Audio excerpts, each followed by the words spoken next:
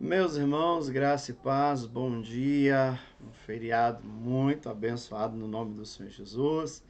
É um tempo também oportuno para estarmos na presença do Senhor. E nós estamos hoje no capítulo 23 de Segunda Reis. Já aí no penúltimo capítulo, né, do nosso livro.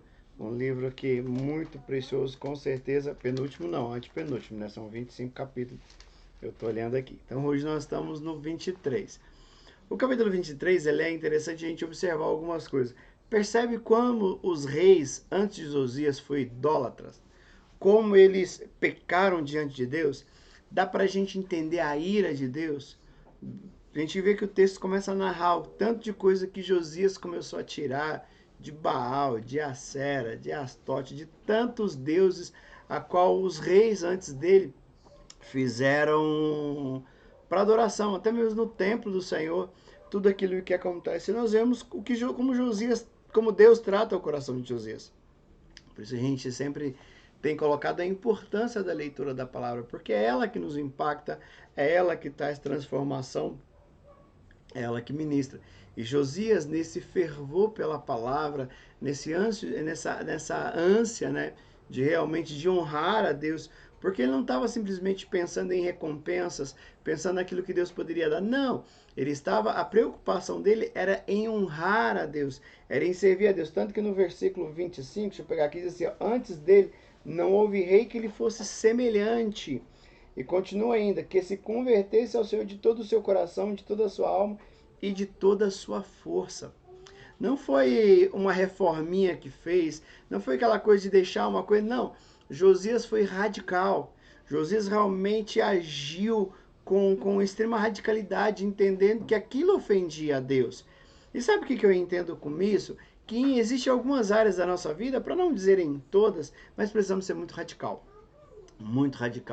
entendendo que Deus, a gente não tem que fazer, não, só isso aqui tá bom, não. Deus, a gente precisa ter as últimas consequências para entender o que Deus quer, para entender quem Deus é. Porque não é só entender o que Deus quer, mas entender o que Deus é e o que Ele fez pelas nossas vidas. É triste a gente ver que no final do capítulo, os próprios filhos de Josias não seguem o seu exemplo, não seguem o que o pai fez. E olha que já estavam na idade, né? Josias começou a reinar numa idade muito pequena, mas o teu filho já numa idade já bem avançada. E mesmo assim, o filho vai totalmente contra os princípios do pai, totalmente contra aquilo que o pai havia ensinado, feito. Mas, para nós, fica então esse exemplo de Josias, um exemplo de que é alguém que faz algo para Deus e faz na sua totalidade. A gente vai ver que os outros reis às vezes agradavam o Senhor, mas não havia tirado os postes, ídolos, não havia feito uma ou outra coisa. Não.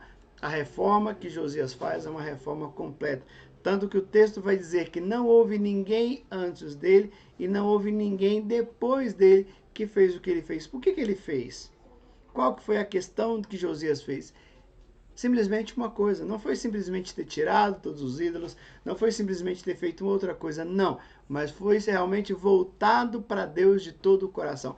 E quando se volta para Deus de todo o coração, Deus direciona, Deus guia, Deus move. E a nós cabe simplesmente isso, não é sair mudando tudo, não é mudando tudo, mas é simplesmente buscar a cada dia voltar de coração para o Senhor, para que Ele possa agir, para que Ele possa ver, porque Ele vai nos direcionar, é Ele que vai nos guiar a cada dia. E que nesse dia possamos parar para refletir isso, a que distância o nosso coração está de Deus, ou se o nosso coração está totalmente voltado para Ele, para fazer o seu querer, para fazer a sua vontade e para honrá-lo, até mesmo com os nossos pensamentos, honrá-lo com as nossas atitudes, honrar com a nossa vida por completo.